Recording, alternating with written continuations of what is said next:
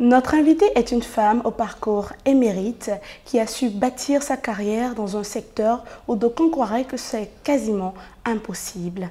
Elle totalise à ce jour 25 ans d'expérience dans le secteur bancaire. C'est une femme altruiste et engagée au sein de sa communauté. C'est une épouse, c'est une mère et c'est également un modèle et une référence pour chacun de nous. À la découverte d'un manager, nous recevons pour vous aujourd'hui un grand manager, Madame Eunice. Madame Eunice, bonjour. Bonjour, Présentez-vous sommairement et parlez-nous de votre parcours professionnel. Merci madame. Je suis Eunice Loisel, épouse Kinifor. Je suis mariée, mère de 2 enfants et je suis directrice de la banque commerciale dans une institution financière au Bénin. J'ai débuté ma carrière en 1997 donc dans cette institution financière-là où j'ai occupé beaucoup de fonctions allant du service clientèle jusqu'à la direction de la banque commerciale où je suis aujourd'hui. Dites-nous, Madame Eunice, qu'est-ce qu'on entend par banque commerciale?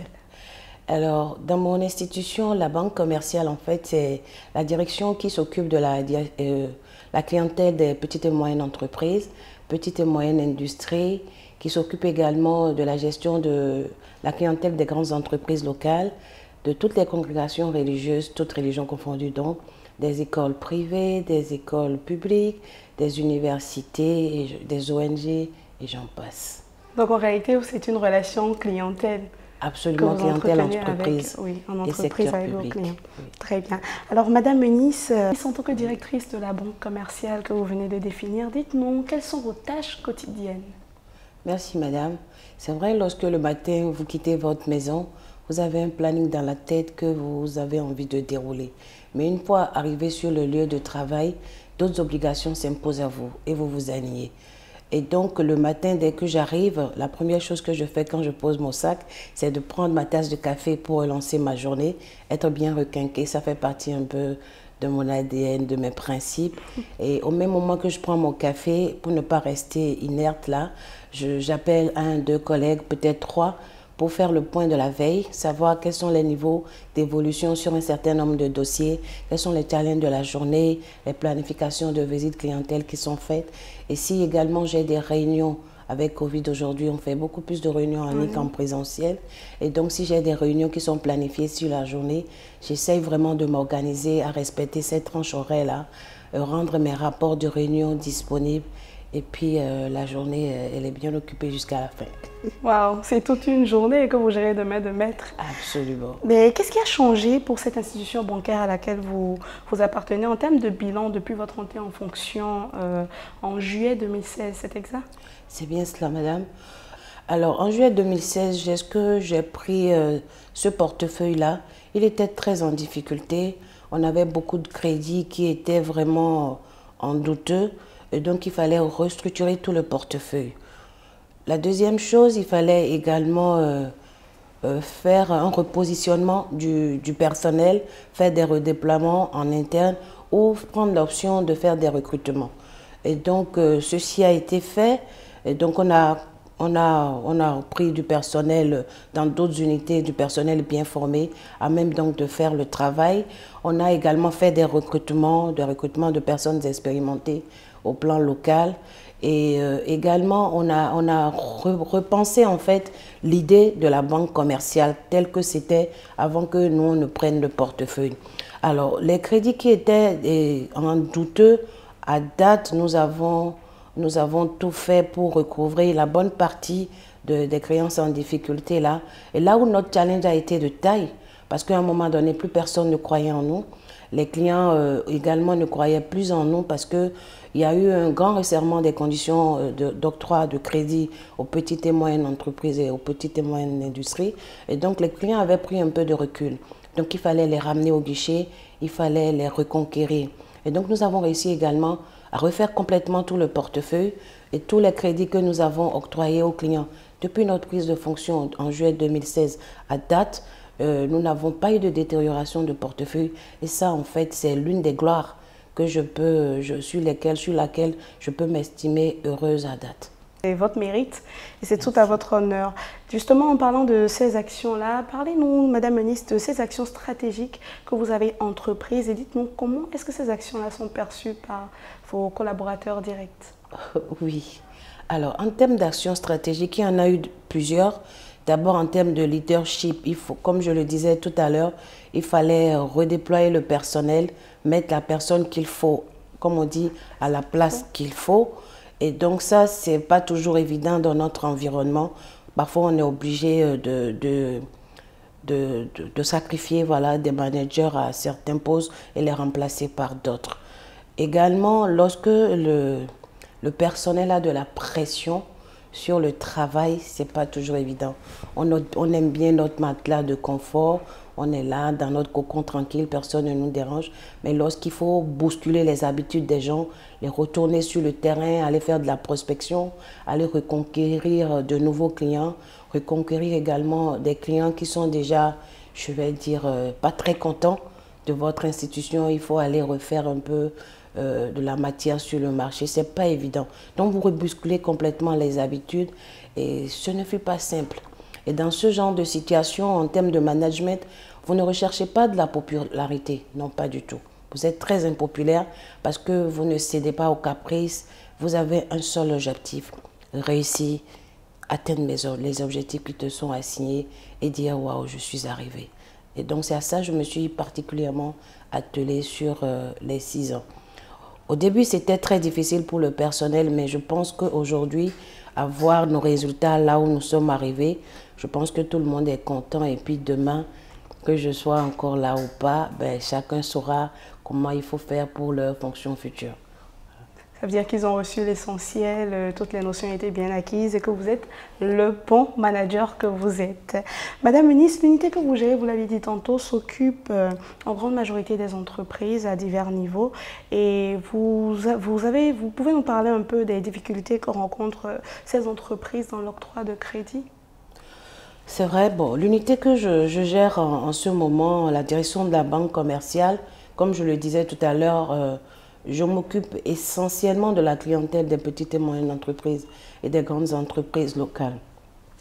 Alors, au Bénin, ce qu'on nous remarquons, il y a le secteur de l'informel qui prend complètement le pas sur le formel. C'est vrai qu'il y a beaucoup de restructurations qui sont en place, qui sont en œuvre, je dirais, au plan gouvernemental aujourd'hui pour réorganiser un peu les créations de sociétés, les fonctionnements des entreprises et tout.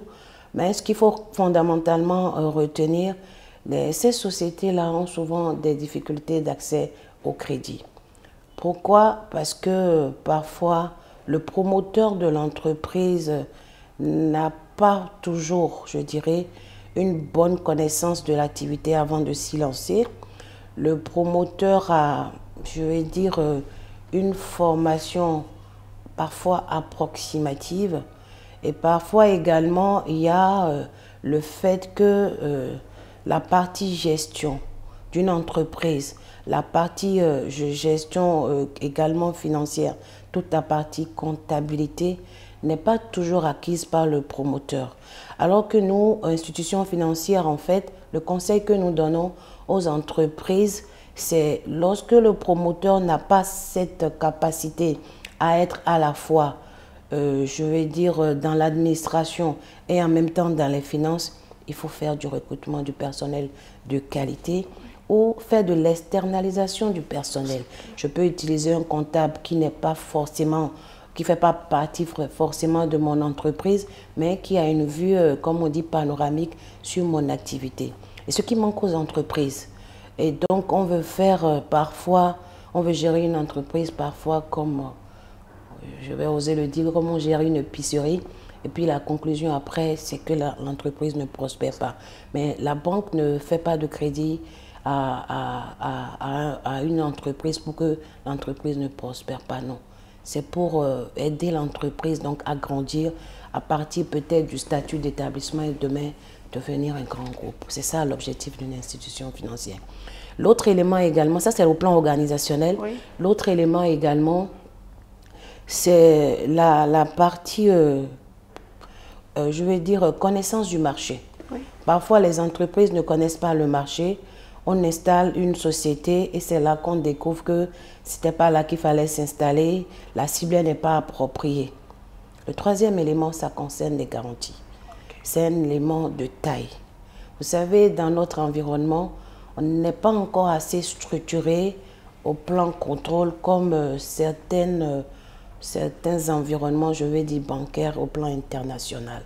Et donc aujourd'hui, le client Delta peut devoir à une banque A, il va en face, on lui octroie un autre crédit, il est endetté dans toutes les banques, il plombe toutes les banques.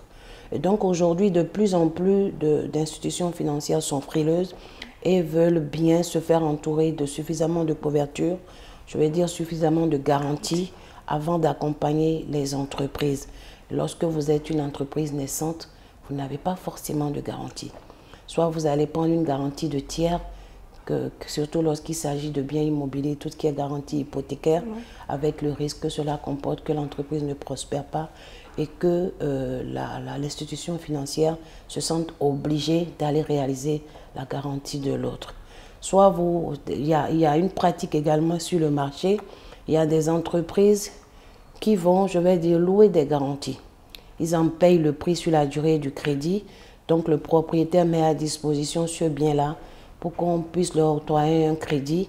Et parfois, il y en a qui ne sont pas toujours gentils, ils ne payent pas leur crédit. Mais la conclusion, c'est que la garantie sera réalisée. Maintenant, il y a des entreprises qui sont de très bonne foi, mais qui n'ont pas. Parfois, on fait recours aux parents, on fait recours à d'autres personnes. Et c'est ça qui n'est pas toujours évident.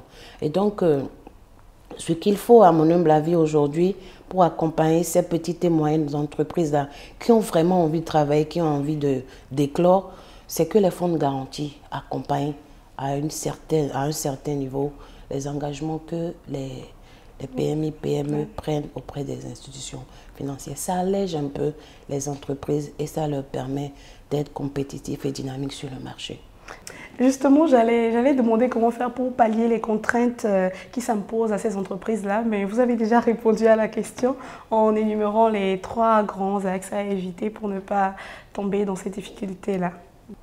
Madame Eunice, vous avez un riche parcours dans le système bancaire ouest-africain. Je me permets de le dire ainsi. Vous totalisez 25 ans d'expérience bancaire et c'est vraiment impressionnant. Si. Dites-nous, quelle est la différence d'après vous entre le système francophone et le système anglophone? Ok, on parle bien du système bancaire en francophone. Oui, le système bancaire francophone et le système bancaire anglophone. D'accord, merci. Je vais strictement rester, comme vous l'avez si bien dit, hein, j'ai évolué sur mes 25 ans dans l'environnement de l'UEMOA, donc l'Union économique monétaire ouest-africain. Et donc, mais je travaille dans un groupe. Et donc, lorsque j'observe un peu parfois ce qui se passe au niveau entre les pays, les filiales africaines et les filiales anglophones, et puis quand je lis un peu un certain nombre de documents de chercheurs, de certains écrivains de l'Afrique de l'Ouest, il est clairement dit que les entrepreneurs des pays anglophones prennent des risques. Les entrepreneurs francophones n'aiment pas prendre des risques. Parfois, on dit même que les entrepreneurs francophones sont encore biberonnés lorsque les anglophones, ils vont sur le marché, ils sont dynamiques, ils affrontent les risques du marché. Et ça, c'est en lien exactement avec le fonctionnement des institutions financières. Je vais vous donner un exemple. Oui. Quand je prends le cas de mon institution, évidemment, on est un groupe de 33 filiales, donc tapis à travers toute l'UEMOA et au-delà. Lorsque on a des procédures qui sont identiques, lorsqu'on lance un produit, je dis n'importe quoi, dans un pays francophone, le même produit, le même jour dans le pays anglophone, lorsqu'on fait le point au bout d'un trimestre, les réalisations du pays anglophone n'ont rien à voir avec celles des pays francophones. On est frileux, on se dit « Ah non, c'est pas dans nos coutumes, c'est pas dans nos us. » Et alors qu'en face, je crois que c'est un problème environnemental. Et comme je dis, on ne veut pas prendre de risques. On veut pas aller sur le marché, on ne peut pas affronter des difficultés.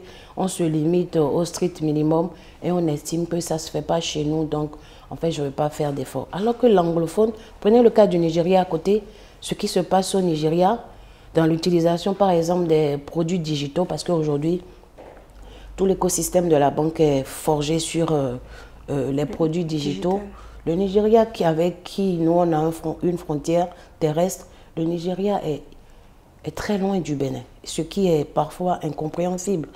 Alors que nous, Bénin, pays francophone, c'est vrai la volonté y est, mais il reste encore à faire. Il reste encore à faire. Donc, quelle est la contribution de l'institution dans laquelle vous travaillez dans l'écosystème justement bancaire au Bénin, puisque vous venez d'aborder le sujet, la question de l'écosystème? Oui, en effet. Alors, l'écosystème béninois, oui, l'écosystème bancaire. Aujourd'hui, au Bénin, sauf erreur de ma part, nous avons 14 banques qui fonctionnent sur le marché. Et toutes les banques ont, comme je le disais tout à l'heure, les mêmes produits, les mêmes services qu'elles offrent du moins à la clientèle. Et donc, l'institution dans laquelle je travaille, je dirais, est super bien implantée dans l'écosystème au Bénin. L'institution est répartie à travers le territoire par la représentation de 16 agences. Il y en a 22. Et l'institution fait parler d'elle sur le marché. En termes de digitalisation bancaire, il y a beaucoup de produits qui sont très en contact avec la clientèle, qui obligent je vais dire le client, le partenaire, à savoir qu'est-ce que l'institution fait, en fait, qu'est-ce qu'on peut lui demander. Il y a des panneaux publicitaires qui informent sur un certain nombre de produits. Il y a des interventions qui se font par certains membres du personnel sur des produits et services de l'institution. Donc, je vais dire de façon générale que l'institution dans laquelle je travaille est bien implantée dans l'écosystème et puis à travers l'association professionnelle des banques et établissements financiers, à travers les systèmes financiers décentralisés, ce qu'on appelle dans le jargon de tous les jours les microfinances. Je pense que l'institution dans laquelle je travaille occupe une très belle place dans l'écosystème béninois. Madame Eunice, vous êtes incontestablement un modèle de réussite pour la jeunesse africaine et béninoise. Quel message est-ce que vous avez à adresser à l'endroit de celle-ci qui est en quête de repères? Alors, le message principal que j'ai adressé, je vais dire à nos sœurs, à nos frères, à nos enfants, c'est d'éviter de faire du suivisme. Parce que ce qu'on observe aujourd'hui, c'est mon ami, il fait ça, je suis en terminale avec telle personne, elle veut faire telle filière, eh ben, j'y vais sans aucune conviction. J'ai une amie qui est, je ne sais pas, dans tel pays et qui a réussi sur tel plan, eh ben, moi aussi j'y vais sans aucune conviction. Alors moi, mon appel, c'est vraiment que, au-delà de la volonté des enfants, que la volonté de nos frères et sœurs, il faut que les parents soient vraiment là. Il faut qu'ils soient à l'écoute du marché. Il y a des formations, des formations académiques qui sont dispensées à travers les cours privés, les cours publics, mais certaines formations aujourd'hui, je peux oser dire qu'elles sont obsolètes. Elles ne donnent plus vraiment droit à la clé de l'emploi. Elles sont obsolètes et bon, certains établissements académiques ne renouvellent pas les formations ou ne les adaptent plus au marché. Donc que les enfants, les étudiants soient à l'écoute du marché, que les parents aussi soient aux côtés des enfants pour les orienter et qu'ils aient un objectif. Ce n'est pas je veux faire comme l'autre, j'ai un objectif, demain je veux faire ceci et qu'on ait également des modèles. Mon papa est pharmacien, il a réussi, il est à côté de moi, je peux faire de la pharmacie parce qu'il sera là pour m'accompagner. Ma maman travaille dans une institution financière, elle a du mérite, elle a de l'expérience, elle a réussi, donc je peux prendre ce chemin-là, ma maman sera là pour m'accompagner. Et c'est vraiment le message important que j'ai envie de passer à nos frères et sœurs, qu'ils soient à l'écoute du marché, qu'ils demandent qu'est-ce qui se passe, quelles sont les filières porteuses aujourd'hui et qu'ils écoutent les parents et que les parents aussi soient là pour les orienter. Mais qu'ils aient beaucoup confiance en eux. Ça, c'est très important. Lorsqu'on a confiance en soi, je pense qu'on arrive toujours à bon port et puis des portes s'ouvrent à soi. Madame Eunice, quel est votre style de management? Alors, j'ai un profil dual, deux profils de management, je vais dire ça. Lesquels? Comme ça, je suis à la fois directive et associative.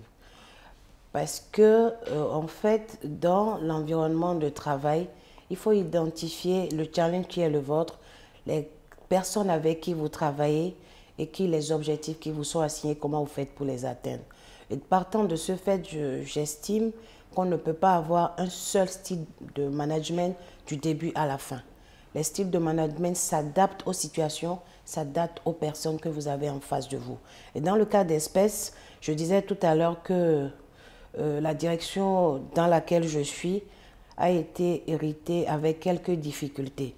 Et donc, il faut obliger, je dirais, le personnel qui a rejoint la direction à de la rigueur. Voilà, il faut être là, il faut imposer parfois un certain nombre de choses lorsqu'on a besoin d'avoir du résultat.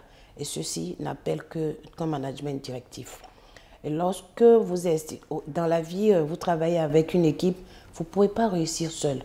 Vous avez la main de la coordination, mais lorsque les collègues décident de ne pas vous accompagner à atteindre les objectifs, on a 10 000 manières pour ne pas vous accompagner. Et donc, vous identifiez ce que vous avez à faire et parfois, vous n'avez pas la science infuse. Un manager qui dit, un leader qui dit qu'il a la science infuse, il se trompe complètement, il ira droit dans le mur. Donc, sur des sujets spécifiques, on fait le choix du management associatif, comme on appelle encore le management participatif, pour solliciter l'avis des collaborateurs, comme on les appelle souvent. J'aime pas beaucoup le terme collaborateur parce que ça fait un peu réducteur, mais moi j'appelle tous mes collègues mes collaborateurs. Donc je prends leur point de vue sur des sujets. Parfois vous avez l'impression que la personne est sous vos ordres et n'a pas d'idée. Mais parfois les collègues vous apprennent des choses et vous vous dites « Waouh, j'y ai pas pensé ». Et donc le travail d'équipe oblige ou nécessite parfois qu'on y mette beaucoup du participatif pour qu'on puisse arriver à bon port. Bien, nous sommes à bon port. Vous allez regarder droit dans votre caméra et nous donner votre mot de fin. Alors, merci beaucoup pour cette opportunité que vous m'offrez. Mon mot de fin va être à nouveau dans la vie. Lorsque vous avez un objectif, il faut y croire. Lorsque vous avez un objectif, il faut avoir confiance en vous. En 97, quand moi j'ai commencé à travailler, c'est vrai, j'étais très jeune, je sortais d'école et à chaque fois qu'on me demandait de faire quelque chose, j'avais peur. J'avais du mal à parler fort, j'étais un peu recentrée sur moi et quand un client ouvrait la porte de mon institution, j'ai ça en mémoire comme si c'était hier, mon estomac se tordait et je me disais « Waouh, est-ce que je vais y arriver ?» Mais j'avais un seul objectif. J'avais des responsables, des managers à l'époque qui, je vais dire, c'est pas péjoratif, qui étaient fougueux, qui connaissaient vraiment leur travail et qui nous accompagnaient. Et je me dis, un jour, il faut que j'arrive à faire comme X, j'arrive à faire comme Y. Et dans cette dynamique-là, ma carrière a explosé tout de suite. Parce que j'ai écouté ce qu'on me disait et je me suis rendue disponible parfois pour une mère que je suis, c'est pas disponible. Pour une épouse, c'est pas disponible, je veux dire. Pour une épouse, c'est pas évident. Pour une maman, c'est pas évident. Vous avez des enfants en bas âge que vous êtes obligé de sacrifier pour la carrière. Et ça a été fait, mais je pense qu'aujourd'hui, que ce soit mon mari, que ce soit mes enfants, tout le monde est content. Et donc, n'abandonnez pas en cours de route, croyez en vous, croyez en vos rêves, et il n'y a pas de raison pour qu'on n'y arrive pas. N'abandonnez pas en cours de route, croyez en vous, croyez en vos rêves et surtout évitez de faire du suivisme. Message à vous parents, soyez à l'écoute de vos enfants et message à vous chers enfants, essayez surtout d'avoir une personnalité à vous forger et un objectif de vie bien concret. Ce sont là les conseils avisés du manager que nous sommes allés découvrir aujourd'hui. C'est une épouse, une mère, une responsable bancaire depuis plus de 25 ans. Vous l'avez compris, elle c'est Madame Eunice Loisel, épouse Kinifo. Nous étions à sa découverte et nous avons appris beaucoup. C'est un modèle pour chacun de nous. Nous ferions mieux de suivre cet exemple. Merci, c'était à la découverte d'un manager. À bientôt.